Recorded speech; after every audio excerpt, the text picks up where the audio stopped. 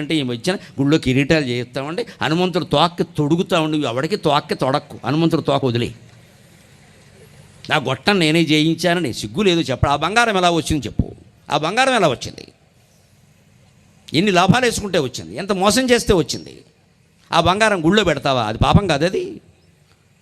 అందుకే దేవుడు చాలా గొప్పవాడండి. వెంకటేశ్వర స్వామి సహా అందరూ కిరీటాలు పెడితే పెట్టించుకుంటారు, పెట్టిన వాడిని మాత్రం చెంచలగూడలోనే పెడతాడు దేవుడు ఖచ్చితంగా. ఎవరిని వదిలిపెట్టడండి, ఎవరిని వదిలిపెట్టడండి. మనం అమాయకులం కావచ్చు, మా సైనికులు పోలీసులు కూడా అమాయకులు కావచ్చు, భగవంతుడు అమాయకుడు కాదు, భగవంతుడు అమాయకుడు కాదు. గమనించి జాగ్రత్త, ఎవడికి పడే వాత వాడికి పడిపోతుంది. ఎన్ని కేజీలు కిరీటం పెట్టినా పెట్టించుకుంటాడు, తోసేవాడిని తోసే చోటగా తోసేస్తాడు, ఇది కొట్టేస్తాడు అది కొట్టేస్తాడు. ఇది గ్రహించకపోతే మన జీవితాల్లో ఎప్పటికీ మార్పులు రావండి.